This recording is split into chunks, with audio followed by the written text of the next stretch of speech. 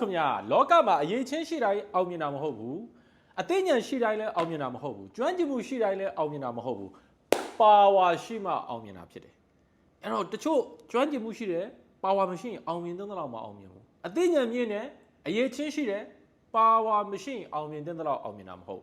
ဒါကြောင့်ပါဝါကိုတိဆောက်တဲ့အခါမှာလောကမှာအောင်မြင်တဲ့သူတွေကိုကြည့်ကြည့်လိုက်ပါဝါကိုတိဆောက်နိုင်တဲ့သူတွေကအောင်မြင်တာဖြစ်တယ်အဲ့တော့ပါဝါတိဆောက်တဲ့နေရာမှာကျင့်ဝတ်နဲ့ညီတဲ့နီးလန်းနေနဲ့တိဆောက်ဖို့လိုတယ်အဲ့ဒီကလူချင်းတို့ပါဝါရှိစေမဲ့အဓိကအချက်တစ်ချက်ကိုကျွန်တော်အခုမျှဝေပေးမှာဖြစ်တယ်အဲ့ဒါတော့ဗာလဲဆိုတော့ network ပဲလူချင်းတို့ရဲ့မိတ်ဆွေအပေါင်းအသင်းကွန်ရက်ဟာကျေပြန့်လေးလေး net shine လေးလေးစုံလင်းလေးလေးပါဝါရှိလေးလေးသုံးချက်နော်ကိုယ့်ရဲ့မိတ်ဆွေအပေါင်းအသင်း network ကိုကွန်ရက်ကိုတိဆောက်တဲ့အခါမှာကျေပြန့်တိဆောက်အောင် net shine တိဆောက်အောင်စုံလင်းတိဆောက်အောင်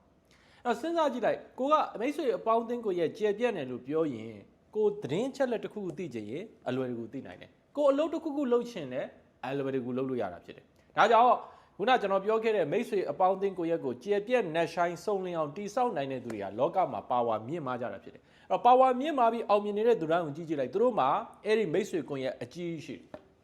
ဆိုတော့လူတွေတော်တော်များများအဲ့ဒါကိုမေ့နေကြတယ်အလုံးလုံးတိုင်းအောင်မြင်တာမဟုတ်ဘူးနော် network လေးတိဆောက်ဖို့လိုတယ်ခိုင်မာတဲ့ research တွေသူတေသနတွေကဘာပြောလဲဆိုတော့အဲ့ဒီ network တိဆောက်ဖို့အတွက်တပတ်ကို9နာရီကနေ10နာရီလောက်ထိအသုံးချရမယ်တပတ်ကို9နာရီကနေ10နာရီဆိုတရက်ကိုပဲကိုယ့်ရဲ့မိတ်ဆွေအပေါင်းအသင်းကိုယ့်ရဲ့ကျေပြန့်မှုအတွက်1နာရီလောက်အချိန်သုံးရမယ်လူချင်းတို့နေတိုင်းနေတဲ့အလုပ်တွေလုပ်နေကြတယ်ကျွန်တော်မေးပါဦးမယ်လူချင်းတို့အဲ့ဒီနေ့စဉ်အလုပ်ချိန်မှာမိတ်ဆွေအပေါင်းအသင်းကျေပြန့် net shine ကိုယ့်ရဲ့ net shine ကျေပြန့်မှုအတွက်1နာရီသုံးပါသလားမလုပ်ကြဘူးနော်ဒါကြောင့်ကျွန်တော်အကြံပြုလို့တယ်ဘဝမှာပါဝါရှိခြင်းကိုအလုပ်လုပ်တဲ့အချိန်တွေကနည်းနည်းလေးရှော့လိုက်မိတ်ဆွေအပေါင်းအသင်းကိုရဲ့ကျေပြန့်မှုအားထုတ်မှုအချိန်ကိုနည်းနည်းလေးတိုးလိုက်အောင်အဲ့ဒါကိုမမေ့နဲ့အောင်အလုံးကြီးပဲလုံးနေအောင်နဲ့အောင်မြင်တာမဟုတ်